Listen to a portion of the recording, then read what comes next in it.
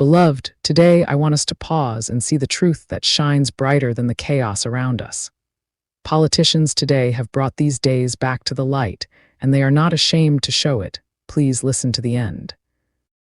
Life is loud, confusing, and often unkind, and yet in the middle of all the noise, Jesus stands as our unwavering light. He didn't come to make life comfortable. He came to show us the way, the truth, and the life. Let us not water down his message. Let us face it boldly. Remember Genesis 18:19, the story of Sodom and Gomorrah. 2 angels came to Lot, and the men of the city were so lost, so twisted in their ways, that they sought to do violence even to these holy visitors. God's destruction wasn't random. It was the consequence of a society that abandoned justice, mercy, and righteousness. This is the same warning that echoes today. Romans 1:21-27 tells us that when people worship created things instead of the Creator, their hearts grow dark, their minds confused, and they give themselves over to desires that harm, that destroy, that steal the peace God intends for humanity. It is a sobering truth, but not a hopeless one. Exodus 32 shows us the chaos of idolatry, the golden calf, wild behavior, reckless celebration, when people forget God, when they replace him with things that cannot save.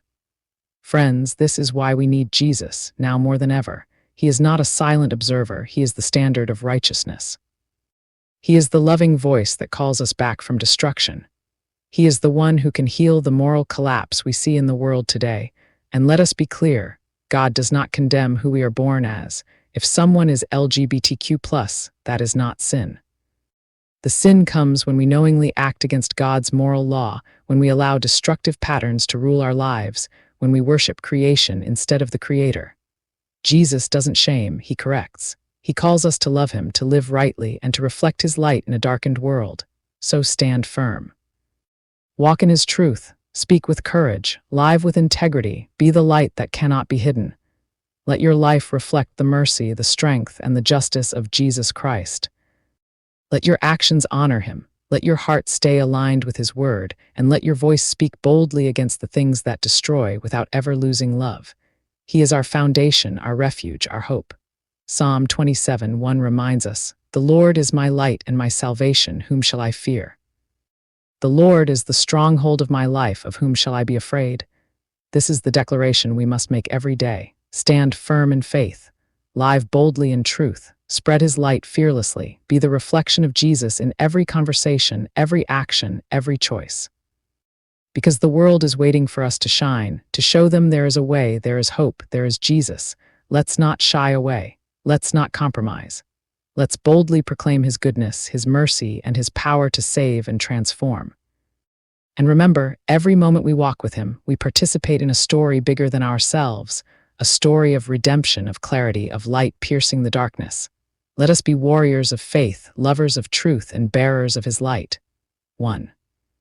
The story of Sodom and Gomorrah, Genesis 18:19, about angels visiting and people being so lost. 2 angels came to the city and stayed with Lot. The men of the city surrounded the house and demanded to have sex with the visitors. This showed how far gone the city had become, violent, abusive, and completely lacking moral restraint. God ultimately destroyed the cities because of their corruption. Important context, the sin here wasn't just about sexuality, it was about violence, abuse, lack of hospitality, and total moral collapse. 2. Idolatry, sexual excess, and giving themselves over. Book of Romans 1:21-27, this is where you get the part about worshiping created things, idols/statues, instead of God, people becoming darkened in their thinking, being given over to their desires, mentions of men with men and women with women. This passage connects idolatry, right arrow, moral confusion, right arrow, destructive behavior. 3. Wild behavior and idolatry, Book of Exodus 32, golden calf, another piece that fits what you said. The people made a golden calf statue and worshipped it. They celebrated in chaotic, uncontrolled ways, often interpreted as sexual immorality and excess. This happened while Moses was on the mountain, and let us be correct about misinformation spread for decades, and using the Bible as a weapon against LGBTQ+. Being LGBTQ+, is not a sin. If you were born that way, doing LBGTQ plus acts and not being born this way is the sin. Please follow my page so that you don't miss what's coming next. Please feel free to like, share, and comment. Let's spread the light. Thank you so much with love always, Maria DC Santiago.